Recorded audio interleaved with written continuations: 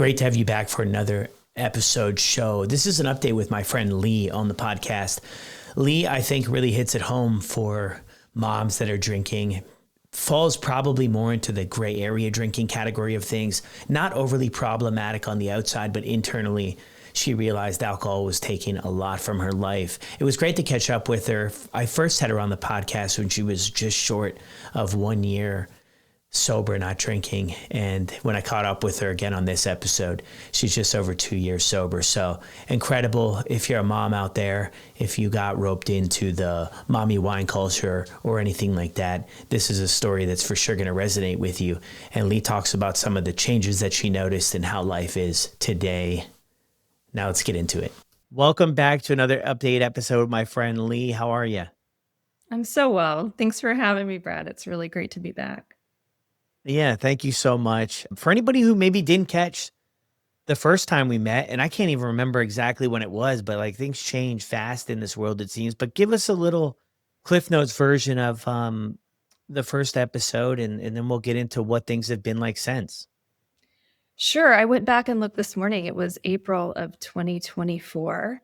So it's been a while. It was before I hit a year in June of 2024. So now it's June 2025. Just recently hit my 2-year mark.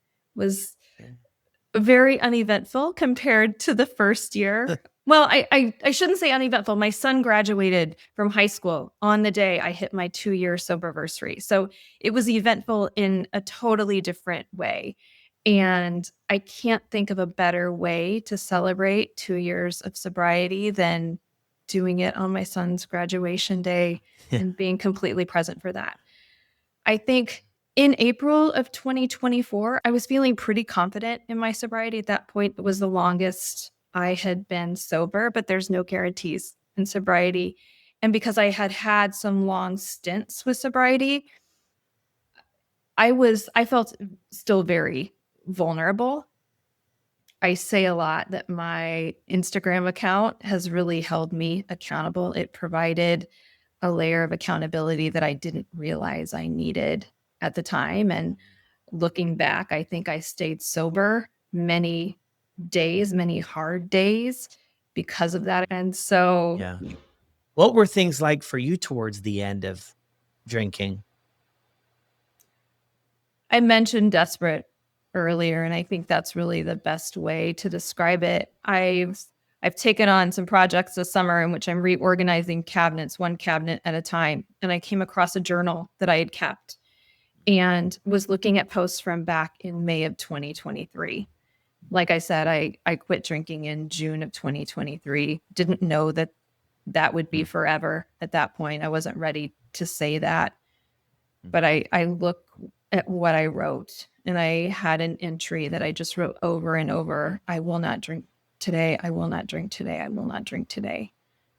And I may have drank at the end of the day. I don't know. I was struggling so much. And I think I said this in the last podcast, I was really looking for someone or something to save me. And at the end of the day, I had to take responsibility and I had to save myself. And that really made all the difference. But desperate, that's the best way I can describe it. Yeah, for things to change, for you to be able to walk away. What's that journey like, though, as you go through it? And I think it's a very common one where it's like on Monday, okay, I'm gonna quit, or tomorrow I'm gonna quit because things are not going my way with this. And then we don't follow through with it. And not to say that it's a bad thing, but I think at times, for me personally, it really impacted my confidence and trust with myself that I could ever figure this thing out. It's never gone my way.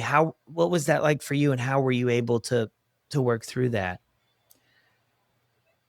I think the biggest thing I've gained from this journey is self-trust. And like you said, not being able to trust ourselves leaves us in such a vulnerable place. And whenever you mention going back and looking at people, their past messages to you, like I'm the same. I save everything so I can so I can re-affiliate myself with the person that I'm messaging with and communicating with. And there's people that, this is their 5th try. This is their 30th day one and they're so frustrated. But I relate to that because I was the exact same. And so all I tell people when I look back and, need to remind myself is there is no failure as long as you're trying. There's no failure on this journey unless we quit trying. And so you can have as many day ones as it takes to get it right for this to stick. It's all part of the work to get sober. And every day one is progress. Every day we choose not to drink alcohol is progress and moving us in the direction that we need to go to make this a lifelong change.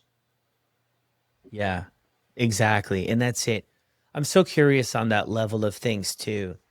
I look at other areas of life and I think if I was looking at working out or I was looking at eating healthier and I went for say 364 days but I missed one. I don't know if I would be really hard on myself. And the reason I'm kind of getting at that is I wonder where along the line, and I don't know if either of us have the answers, but we have our own experience. Where along the line did we adopt this idea of complete failure when things don't work out with not drinking the first time, the 10th time, the 20th time, how we just beat ourselves up? Does that make any sense? Like, I because love hear that it too. analogy. I've never heard that. I've never heard it like that. Like if you miss one day of working out of a Out of year, the- we wouldn't beat ourselves up. yeah. It's not black and white. It's not linear. It is hills and valleys and Yeah. peaks and thorns and all the things. It's hard work, but it's worth it. Yeah. Another thing on that too, and I think maybe you were hinting at it too there. My last day drinking, I never knew it was going to be. I had tried so many times, so hard, everything I could possibly try to throw at it, but I didn't know my last day was. I mean, did you have an experience like that or no? Oh, yeah, very similar. It was just another day one for me. Yeah. And the only thing I really did differently was I started this Instagram account a week into my sobriety, and I was posting on there like I had been sober for a really long time. I was offering advice to other people like I knew how to do this. And the only experience I had was I'd been sober for 30 days. I'd been sober for 45 days, for 4 months, for 8 months. So I knew what it was like to have some lengthy stints with sobriety, but I didn't know what it was like to do this forever. But I went on there as if I really knew what I was talking about. And I didn't, but none of us really ever do, I don't think. There's very few people that I talk to that were like, this is the day I'm deciding I'm not drinking and I'm done forever, because that's such a huge commitment. And those of us who've been drinking for decades can't fathom saying forever. And sometimes I still get tripped up at 2 years thinking forever. And it goes back to like, okay, we're not going to future trip. We're not going to think about tomorrow. We're not going to think about next week. We're not going to think about that cruise in 2 months. We are going to take this today. And for today, drinking is not an option. And I have gone back to that mentality over and over because it never goes differently. I've had enough experience to know that my one glass of wine that I decide I'm going to do on the weekend will turn into 2 glasses of wine, but never at home. Will turn into the occasional glass of wine at home when it's really needed. Will turn into wine with lunch. Will turn into a bottle of wine a night. I've done this so many times. It goes the exact same way. It's never different. I know the ending to this story. And I know that I don't want to go back and ever do that again. Yeah.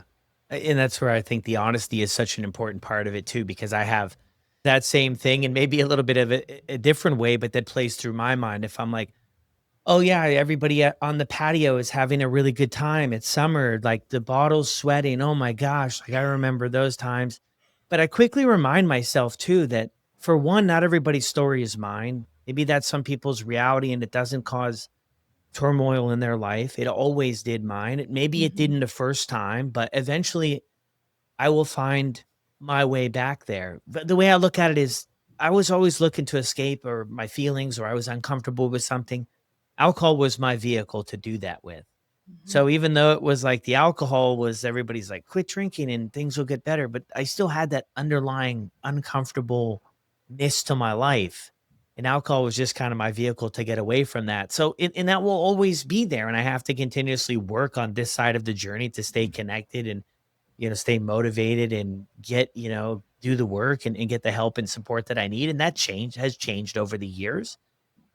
But yeah, that's so interesting too, how this part of the journey. I mean, I'm probably too maybe fascinated about all aspects of this journey because this is what I love to talk about. But the starting out where it's just another day, Mhm. like literally for a lot of people, it was just like another day. I'm going to maybe try something a little bit different.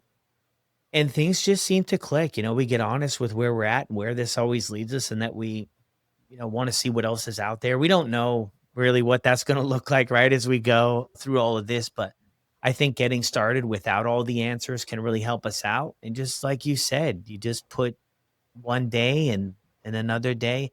And the forever thing is terrifying to me too. I mean, Mhm. I don't know. I don't know if the forever thing, I'm not drinking today and I'm Mhm. content with that. And I probably won't want to drink tomorrow, but I'll tackle that when it comes. Any Yeah. thoughts there?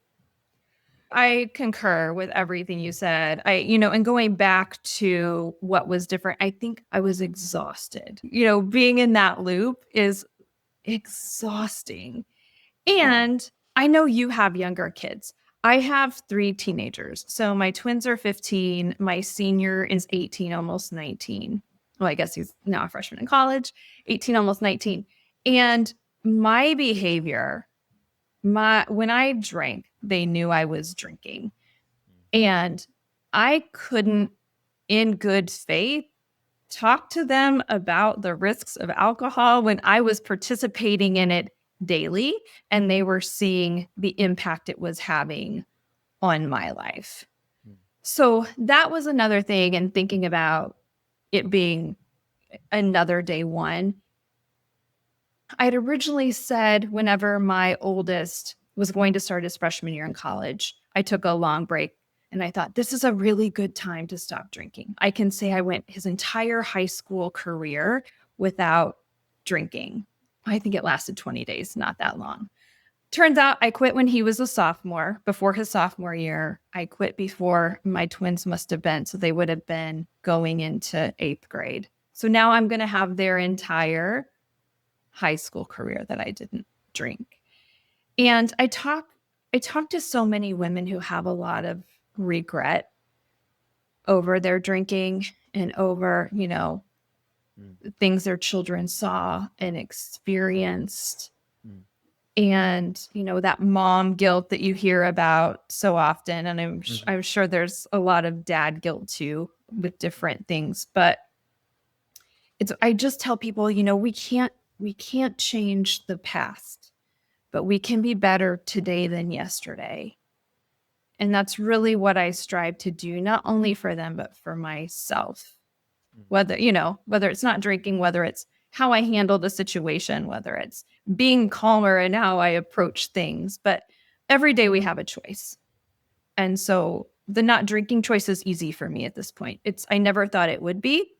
It's something that I there's days and weeks that go by that I don't even think about it. And I never fathomed that I would get to this point where it's just people talk about making drinking small and insignificant. And like you, I wonder, like, well, when I'm surrounded by people who are drinking all the time, I was just at these these grad parties where parents have bought kegs for the adults and the kids are participating and doing keg stands and parents. Oh I'm like, this yeah. is this is really, really alcohol is so ingrained in our culture.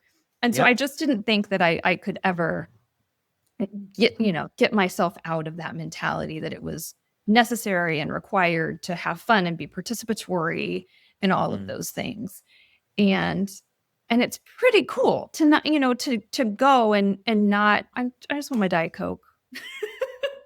I know. Just what can I get you to drink? I just want a Diet Coke. I'm so happy with that. And it's not there's no pull. There's no like, I really wish I could have a glass of wine. There's just none of that. And it's such freedom that I just never thought I could experience. So when I tell people, if I can do this, you can do this, I mean it. Like I am the I was a really good time. I was really good at drinking, or maybe really bad at drinking, however you want to look at it. But I was a fun drunk. I was the life of the party. It was part of my personality.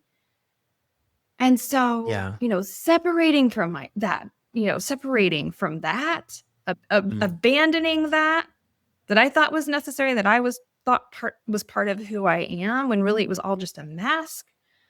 Like I said, it's been really freeing and remarkable and surprising to me. Yeah. And it's so interesting because we know that with time and experience into this journey.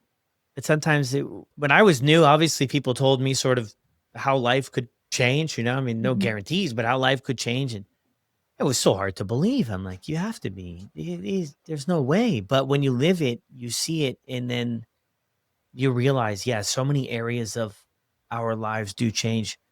What are some things that stand out to you? I mean, you did mention a few things too, as being a mom, and in the different ways of maybe navigating situations, and then having those conversations too about, the truth about alcohol. I think too, like my kids, like you mentioned earlier, they are younger, and they've got some time, hopefully, my goodness, hopefully, for how things go. But I think too, like, just having a conversation and living that life, I think it carries a lot more weight. Is it going to change everything? I guess time will tell, but it carries more weight than, I feel like, down the road, if I had a drink in my hand and I was telling my kids, hey guys, it's not good for you. Like, they're probably going to be like I was when I was a teenager and be like, yeah, okay. So you have that. Other things you noticed that you really maybe weren't expecting?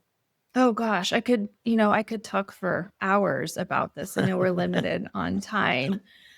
I will say it has opened up a conversation for me to have with my kids about how we are prone to addictive tendencies, and that, whether it be with a phone, whether it be with alcohol, they have experienced that firsthand. They've seen it in me. And I remind them that no one starts out drinking a beer thinking that they are going to be struggling with it when they're 48, trying to quit.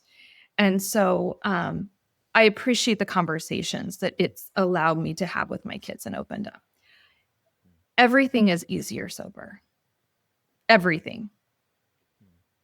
Even when life is really hard, sobriety doesn't take away our problems, but it makes dealing with our problems so much easier. From remembering to pack everything. I mean, getting ready for the airport and trips is huge for me. I'm like, because I used to drink while I packed, and I would leave stuff behind, and I would, leave stuff hanging, drying in the bathroom, and get to my destination and forget half the things I needed. I would show up to the airport half in the bag from drinking the night before.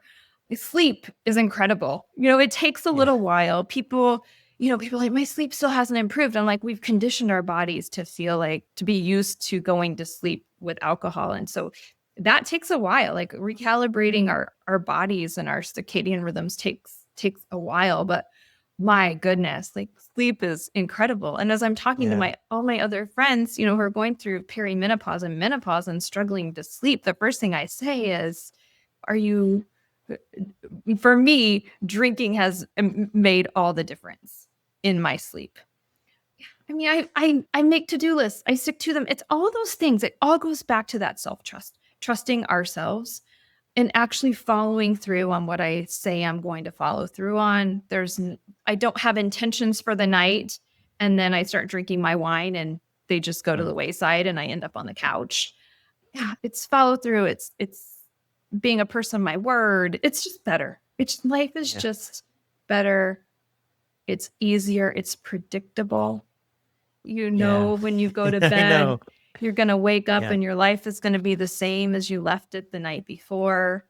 I'm constantly doing things today that I'm going to thank myself for tomorrow. I never did that when I was drinking. Whether it be like, I'm going to tackle the dishes tonight because I'm going to feel so much better in the morning when I wake up. all of the things. I'm going to lay my workout clothes out tonight so that I don't have to think. Those things never happened when I was drinking. Yeah. I was a real mess looking back. And I lived like that every day, not knowing any different, not knowing how much chaos I was causing myself, causing my family. And it's just better. Yeah. It's a lot simpler and a lot less chaos. Some people talk to it too about like peace, just kind of Mhm. being at peace with things and obviously learning the skills and the tools. One of the things I figured out too early on is I always wanted to quit alcohol, but it had just kind of become my thing for good times, for tough times. It wasn't like maybe we see in the movies where it's like, oh, things went completely bad, so let's drink. I mean, I just drank towards the end really every day. It wasn't always in excess. It was the most of the time it was pretty okay. Yeah. And it wasn't because of my life was terrible in all these ways, but I leaned on it so much for the good times, the tough times, the stress, the celebrating.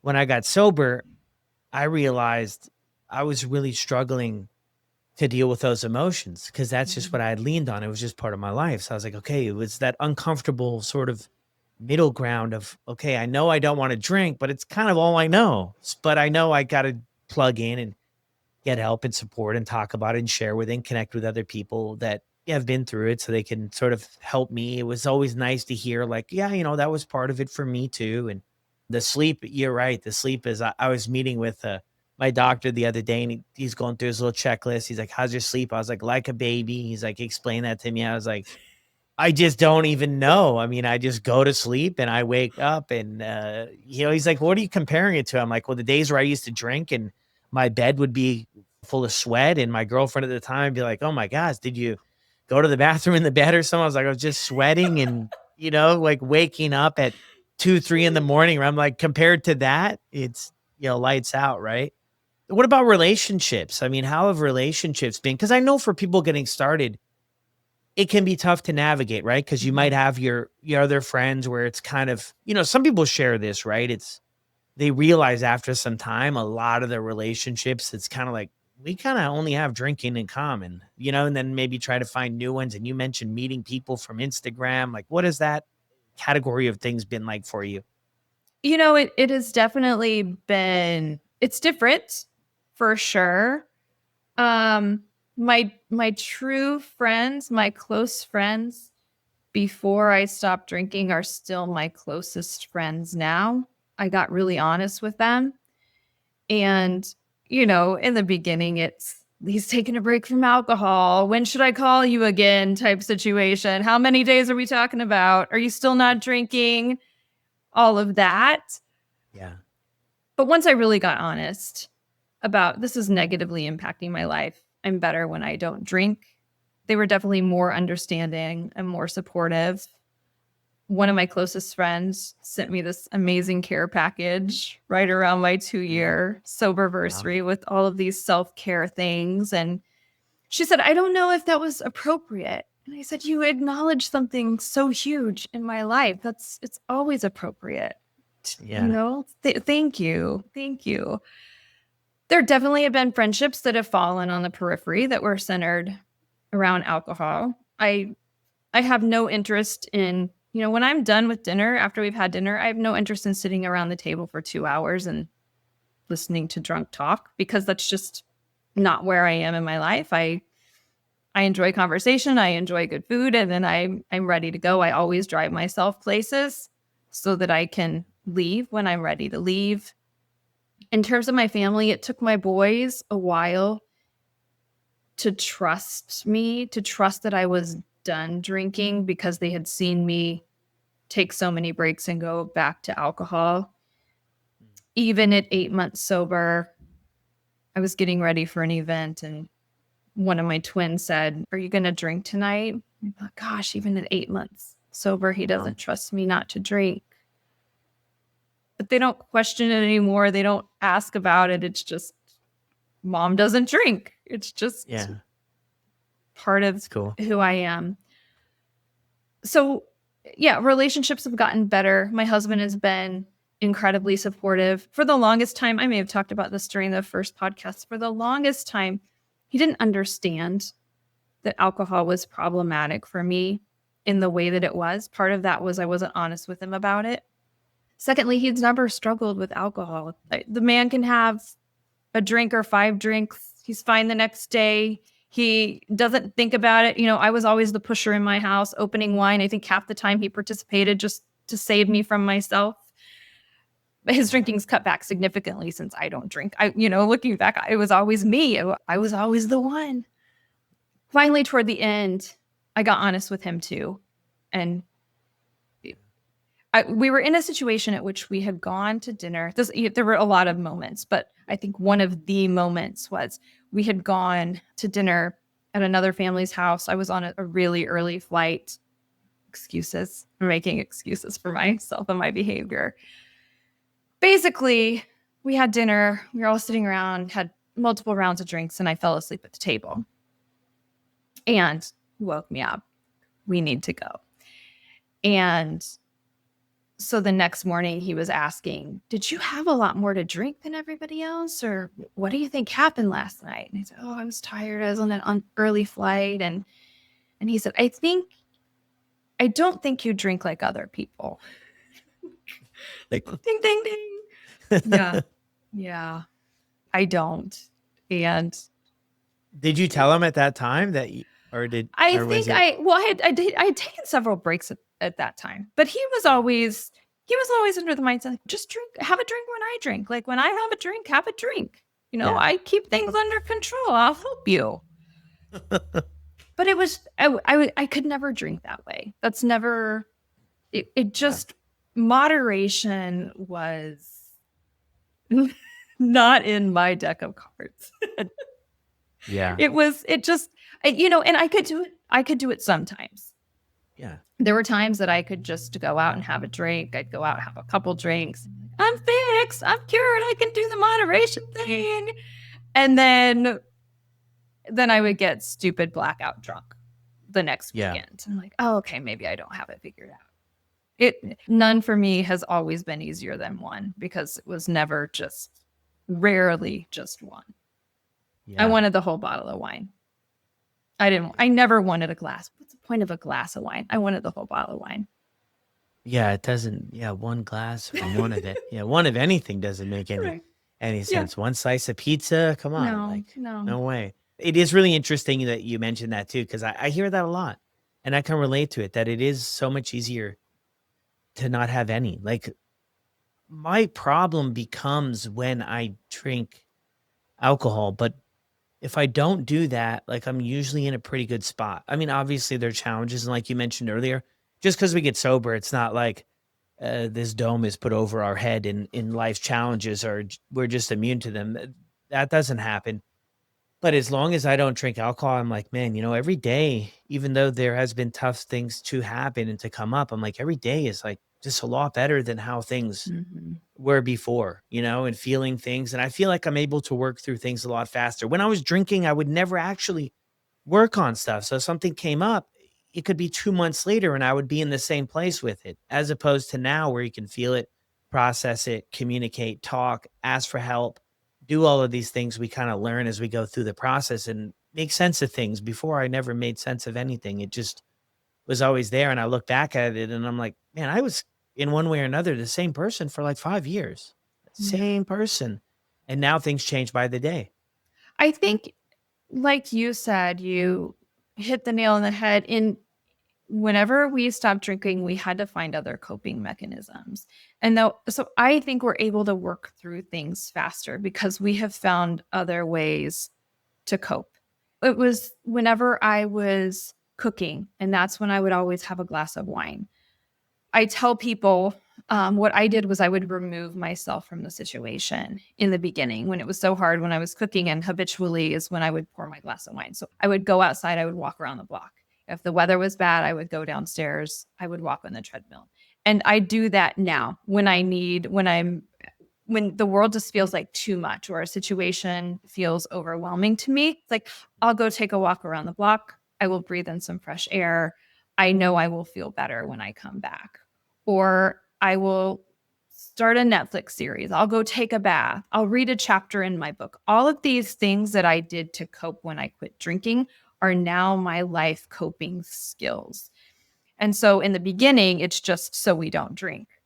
But now it's so that I can do all of those things. I can process things more quickly. I can work through these problems. I can approach things level-headed with a level head and clear it more clearly. And so we do learn these incredible life skills over the course of this journey. Yeah. It kind of, I think in one way or another, pushes us in that direction. For It's sure. like, here's this one thing that I was leaning on, that's gone. And now, if I leaned back at the beginning, I'd probably fall over because I didn't really have any other skills or any other tools. So I had to say, okay, what am I going to have to bring into my life? But I think it also kind of comes to the end of things when people share a lot, right? Sick and tired of being sick and tired, right? Sick and tired of the hamster wheel. The most difficult thing I think about a lot of the work I do and a lot of this whole journey is we never really know when that's going to be for somebody to where they say, okay, I'm sick and tired of I don't want to stay where I'm at, but am I willing to do what it's going to take to get to the next level? Am I willing to get uncomfortable? Am I willing to say, I need to go for a 20-minute walk or read a book or call a friend? Am I going to be willing to get out of my own way in a sense to get this support and find the things that are going to work for me? It seems to be like the tug of war at times, or do I just return to what's comfortable? Because even as chaotic, I think, as drinking alcohol is in our lives, there's a sense of comfort there. We know, I did anyway. I'd only speak for myself. I knew what to expect. Even if it was craziness, I was like, all right, I think at times I thought I would rather have the craziness because I know it's going to play out as opposed to the unknown of like, hey, what if sobriety actually works out and everything comes true these people talk about? I've never lived like that, but I had to, obviously at some point I was like, okay, we got to give it a try. But I tell people that a lot. That eventually you'll know you won't be able to keep doing this.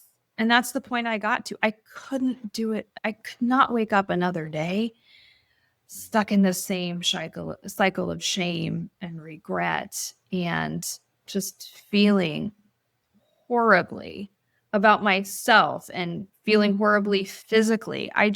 I could not do it anymore. And reading my journal, all of these things that I wrote for motivation and I will not drink today. I will not drink today. All of those things were getting me to this point that it's just the point of no return where I can't go back. I cannot do that again. I can't have another day one. Yeah.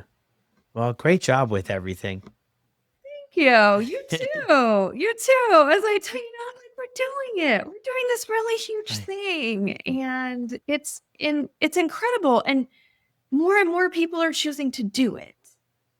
Yeah. I feel like it's more and more normalized. And maybe it's the stage of life I'm in. I really do think most of my friends have slowed down as I'm 50 now. And I think that our bodies can't handle and can't process like they used to. But also I do think culturally, if you look at the non-alcoholic offerings, even from when I started this journey in 2017, that was the first time I took a 30-day break. No, I think I took a 75-day. Anyway, it's negligent. But the first time I took a break from alcohol compared to what's on the market and how much more mainstream NA beverages are, it's been a huge shift. And all the research that's come out on it being a neurotoxin and a carcinogen and all the things bad.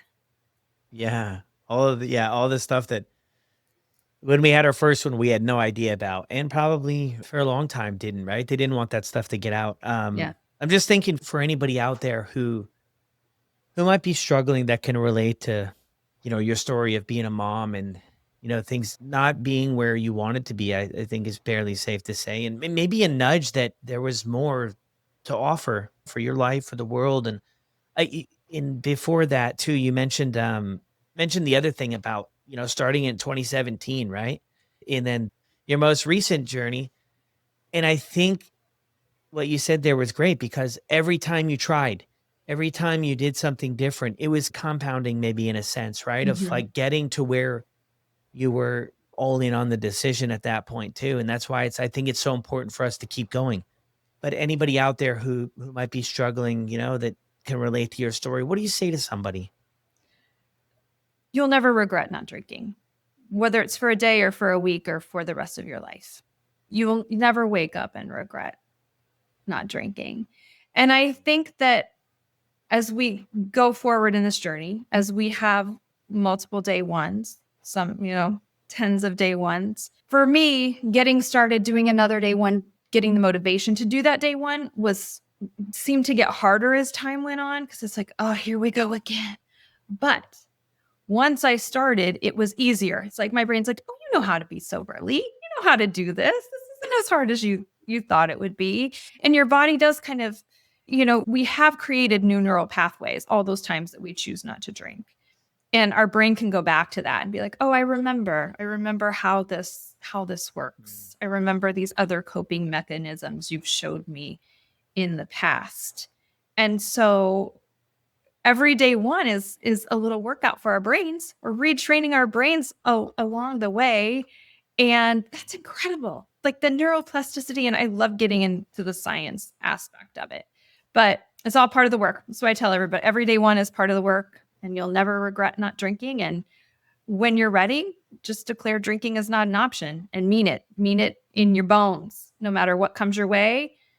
Happy, sad, nervous, bad, celebratory. We're not going to drink. We're not going to use alcohol as a coping mechanism, as a way to celebrate. It's drinking is not an option. Yeah, love that.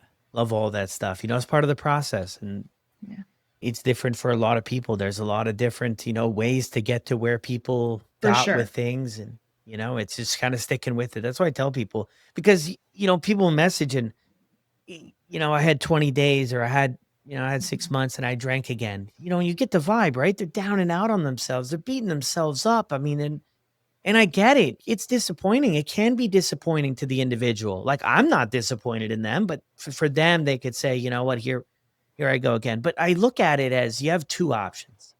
You get back up and you get back after it, or you just stay down. And I think we got to show ourselves some grace throughout this, right? And find people who are going to lift us up when they're going to say, hey, you know what? Let's get back after it.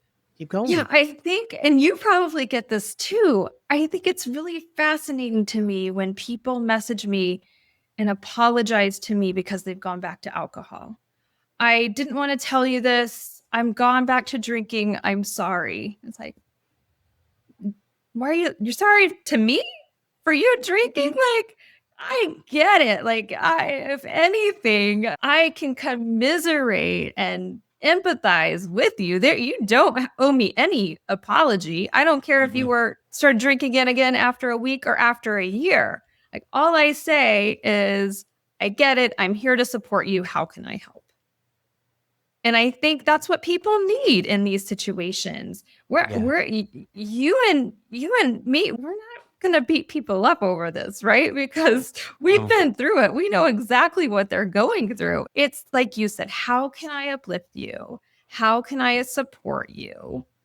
What do you need in this time? And 90% of the time they said I just needed somebody to talk to and who gets it. Yeah. Because we all need validation that we're not crazy when we can't figure this out the first time around or the 10th time around. Yeah. So true. Yeah. That's so powerful too. And just to be there for people. I Yes. don't I don't have like a 007. I don't know if you've ever played it. N64. They had the golden gun on. They had the golden gun on there, right? Like I don't have a golden gun solution to how, Yeah. just a one size fits all way forward through this, I've been doing this work in one way or another for 15 years and everybody's journey has a little different element to it. There's different things that spark for people. There's different tools they choose to plug into. And some of that is we have to figure out what's going to work and what's not. It's I say this, and I don't know if there's any truth to it, but I believe there's a little bit. I think on an individual basis, we have a lot more answers than we give ourselves credit to. I Mhm. think the world has done a really good job to push us outside, push us to the gurus, push us to the courses, push us here. And I think if we go on a nice long walk and really focus on some reflection, I think that we can maybe find some answers. Like, of course, it doesn't hurt to bounce it off other people and be part of communities and get support. None of that hurts. I think we maybe don't give ourselves a whole heck of a lot of credit. And I think we have some answers too about how we can move forward. But thank you, Lee, so much. Anything to close with? No, I think that podcasts were really pivotal on my journey. They helped so much. And just kudos to you and what you're doing on a daily basis and putting your story and other stories out there eh, to help people recover is amazing good work. And I'm so proud of you and so grateful that you gave me this opportunity to share my story. So thank you, Brad. Yeah, thank you so much. And it's been great having you the other time. It's been great having you this time. So thank you so much.